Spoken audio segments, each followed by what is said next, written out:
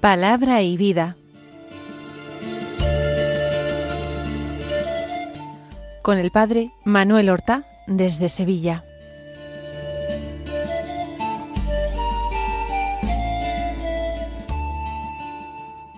En el nombre del Padre, y del Hijo, y del Espíritu Santo.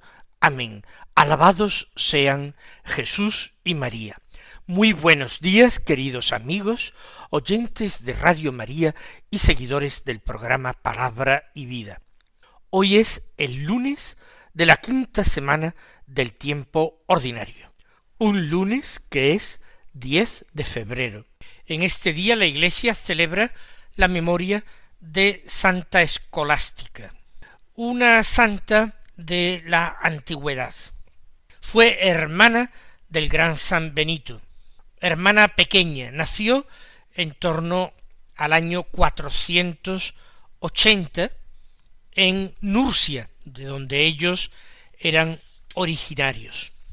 Aunque Benito, su hermano, fue el primero que después de sus estudios partió al desierto a llevar vida monástica, y luego en Montecassino comenzó una vida cenobítica en compañía de muchos hermanos, ella le siguió más tarde. Quizás primero vivió en compañía de vírgenes consagradas, y finalmente, cuando supo dónde se encontraba su hermano y qué es lo que había hecho, en Montecassino se dirigió allí, y se fundó un monasterio de monjas, no lejos del monasterio de los monjes.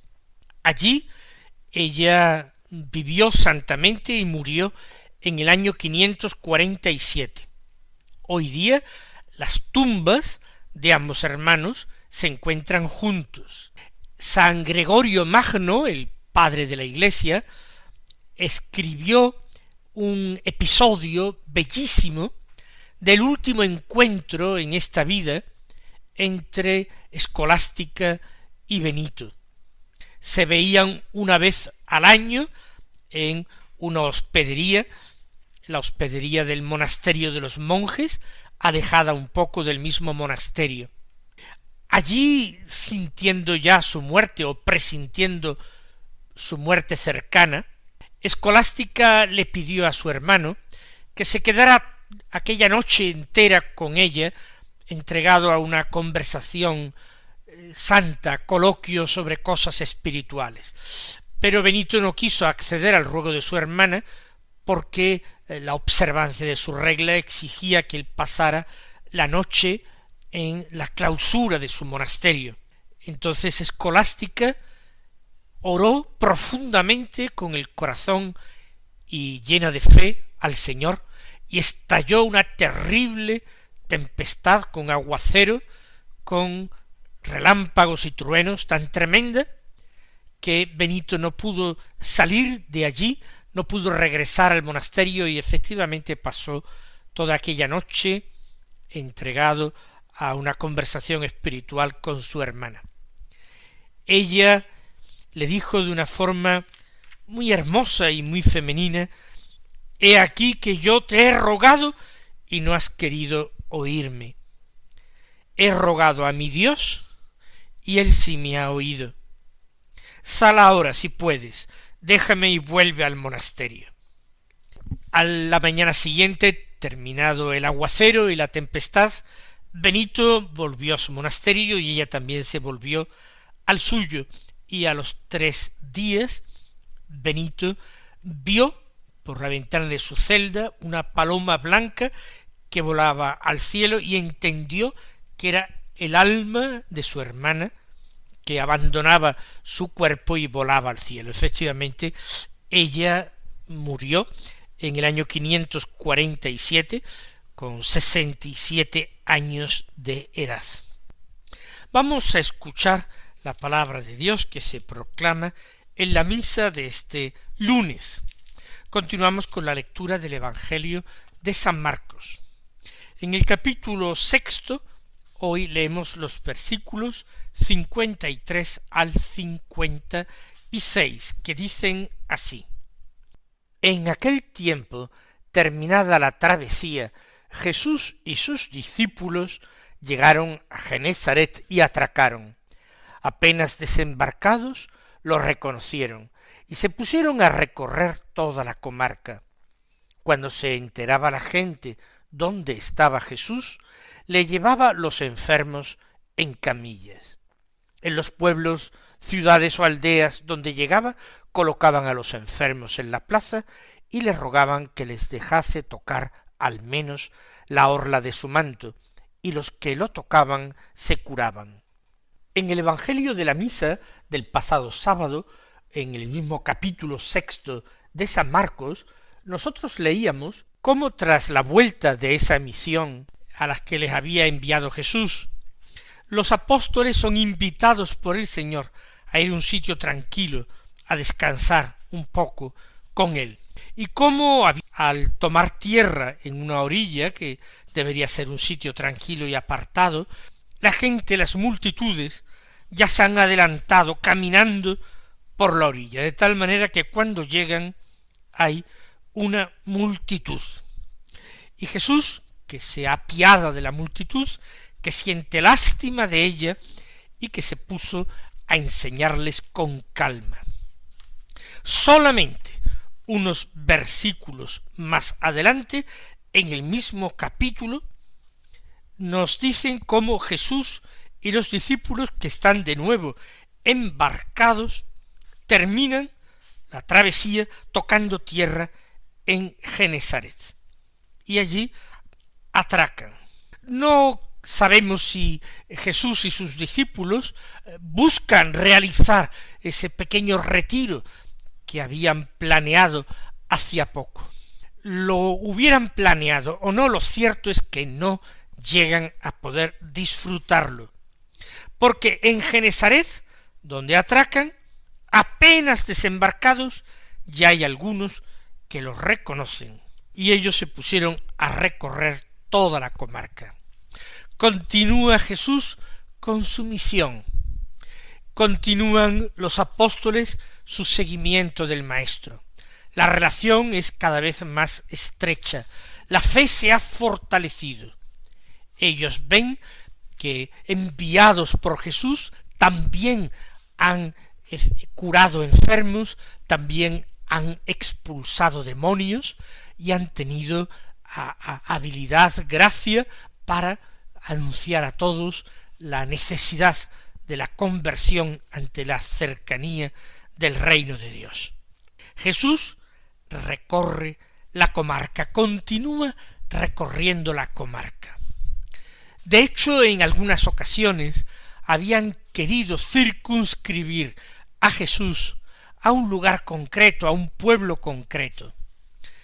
Recuerden cómo al comienzo de su vida pública en Cafarnaúm, después de pasar la noche en oración a las afueras del pueblo, Pedro y los demás apóstoles habían ido a buscarlo para decirle: todo el mundo te busca, queriendo llevar, casi arrastrar a Jesús a la gente que lo buscaba con la petición de ser curados o aliviados de sus males. Y cómo el Señor se había negado a volver y había dicho más bien: vayamos a otros pueblos y aldeas a predicar también allí, porque para esto he salido. Jesús tenía que desempeñar su ministerio por todos los pueblos y aldeas de Galilea. También lo hará en Judea, también pasará por Samaria, incluso se dirigirá al norte, al territorio de Tiro y Sidón, donde esporádicamente tendrá un encuentro con la mujer cananea.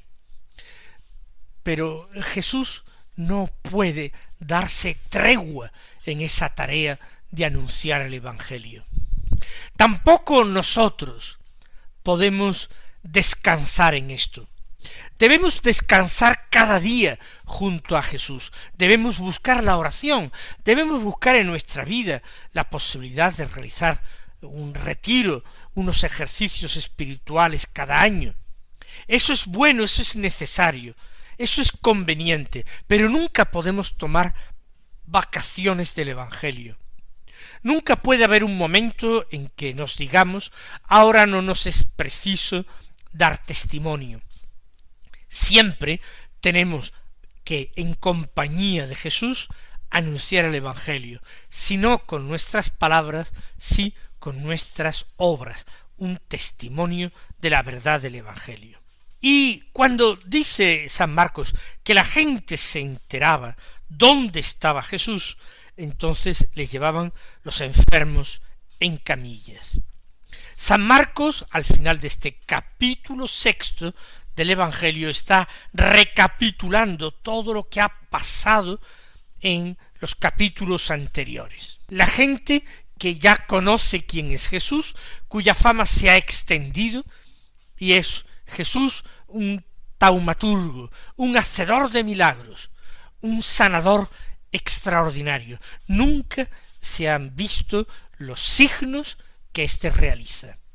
Otros sanadores pues aplicaban remedios y los enfermos terminaban sanando poco a poco, si es que sanaban, pero Jesús devolvía la salud inmediatamente, y ya fuera la vista que el movimiento perdido, que limpiar la lepra o hacer oír y hablar a un sordo mudo. La gente le llevaba los enfermos en camillas, allá donde estuviera Jesús.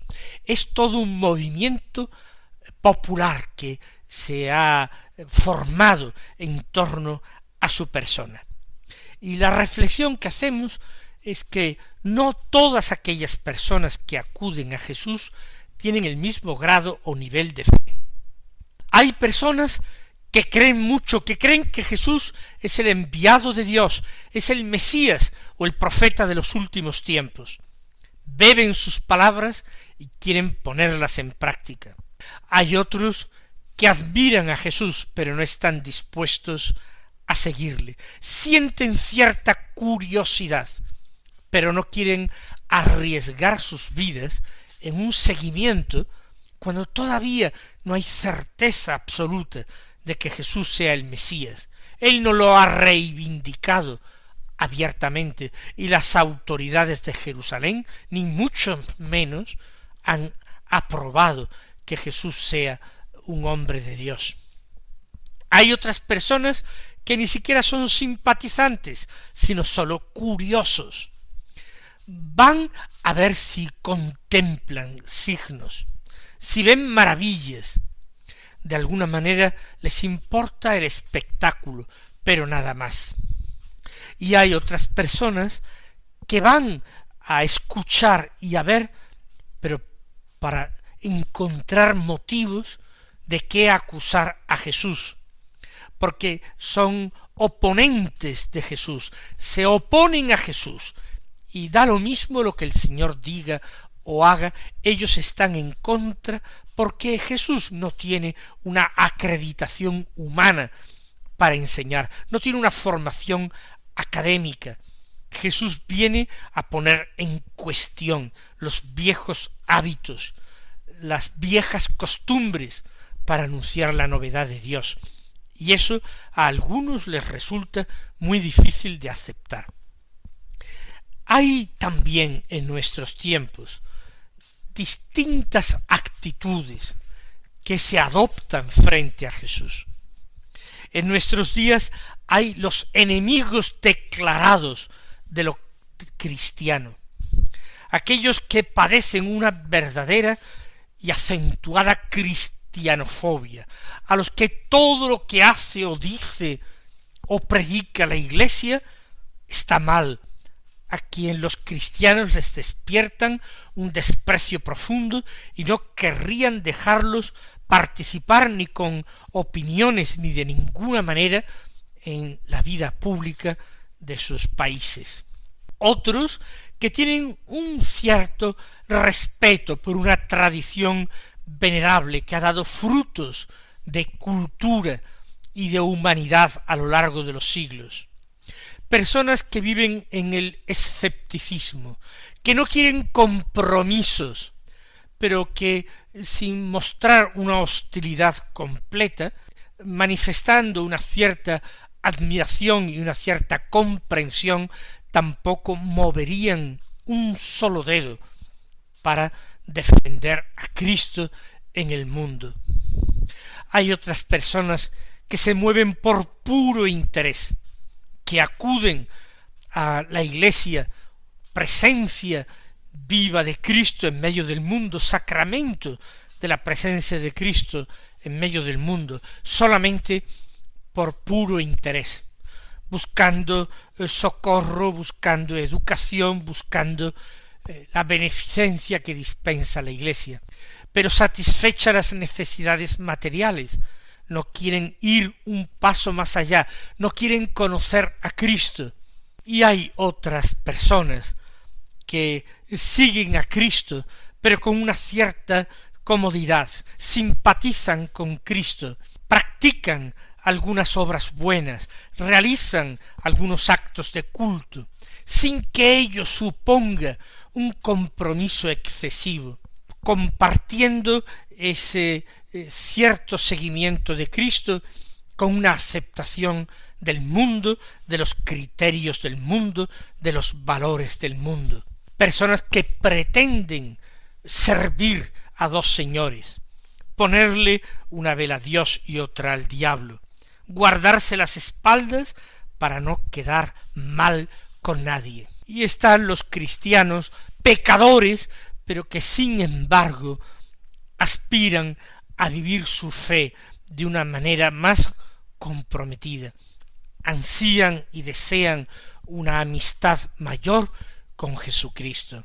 Todos estos tipos de personas podemos encontrarlos nosotros hoy lo mismo que en tiempos de Jesús, y pedimos gracia al Señor para ser de sus discípulos comprometidos, de los que le siguen de cerca, cueste lo que cueste, y no por interés, sino por convicción, por amor, por lealtad. Vamos a dar gracias al Padre que nos ha enviado a su Hijo único y nos ha dado el inmenso don de la fe, la inmensa gracia de la fe, para que conociéndolo nosotros pudiéramos salvarnos. Sigue diciendo San Marcos que en la aldea o pueblo donde llegaba colocaban a los enfermos en la plaza. Parece que se trata ya de un gesto casi ritualizado. Todos esperan algo de Jesús y ni siquiera hace falta que se lo digan con sus palabras. En la plaza, en el lugar más público del lugar donde viven, disponen a los enfermos en filas, los colocaban allí. Fíjense que Jesús no está solamente en ciudades, se habla de pueblos, se habla de aldeas, allí en la entrada, allí a la sombra del sicomoro o de la higuera, allí en la plaza eran colocados los enfermos. Y Jesús ya sabe de qué se trata. Este poner a los enfermos en público es algo importante. Tienen que ser mirados, tienen que ser vistos por Jesús. También es algo de lo que nosotros podemos aprender. Nosotros rogamos y suplicamos al Señor que nos conceda muchas gracias porque las necesitamos. Pedimos ser curados, y no sólo y principalmente de enfermedades físicas, sino también de enfermedades espirituales, de hábitos de pecado, de malas tendencias, de pecados capitales. Pues bien, todo eso hay que descubrirlo ante el Señor. No podemos pretender guardar pudorosamente para nosotros estas enfermedades, estas malformaciones de nuestro espíritu. También nosotros en la oración queremos hacer un ejercicio de sinceridad, queremos descubrirnos para el Señor, queremos presentar ante su mirada compasiva y misericordiosa toda nuestra pobreza, toda nuestra enfermedad, para que el Señor, lo mismo que miró a aquellas multitudes que se agrupaban en la orilla esperando que Él desembarcara, también a nosotros nos mire con la misma mirada compasiva y también sienta lástima de nosotros que estamos tan necesitados. Así pues, todos los enfermos eran llevados a la plaza, a un sitio público, puestos allí ante Jesús. Y, sigue diciendo, le rogaban que les dejase tocar al menos el borde de su manto. En aquellas personas la fe, la indudable fe que tenían, estaba un tanto cosificada. Pensaban que era necesario el gesto. Recuerden cómo Jairo le pidió a Jesús que impusiera las manos a su hija. Por otra parte, casi siempre el Señor realizó gestos. El Señor tocó con sus manos al leproso y le devolvió la salud, cogió de la mano a la suegra de Pedro con fiebre, enferma, postrada, y la levantó. Jesús escupió al suelo y con el polvo del camino hizo un barro y se lo aplicó a los ojos al ciego de nacimiento, y de esta manera, mandándolo a lavarse, lo curó. El Señor hace gestos, y es que los gestos forman parte de esto que nosotros llamamos la estructura sacramental. La gracia de Dios como tal es invisible, y el hombre necesita un asidero para su fe, viendo, sintiendo, tocando, experimentando de una manera sensible. Y el Señor, que nos conoce, condesciende con nuestra debilidad, ayuda a nuestra pobre fe. De esta manera Jesús no rechaza a aquellos que le suplican que les deje tocar al menos el borde de su manto, y a partir de ese contacto, de ese roce, el Señor obra curaciones. No que el manto de Jesús en sí mismo considerado estuviera dotado de un poder cuasi mágico. Es el Señor que a través de ese signo, lo mismo que si los hubiera tocado con sus manos, da lo mismo, rozados con el borde del manto, devolvía la salud. Los que lo tocaban se ponían sanos. Vamos a pedirle al Señor que aumente nuestra confianza en la fuerza curativa de sus sacramentos. Que el Señor os colme de bendiciones y hasta mañana si Dios quiere.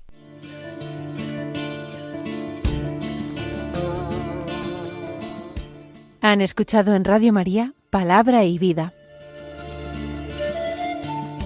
un programa que dirige el Padre Manuel Horta.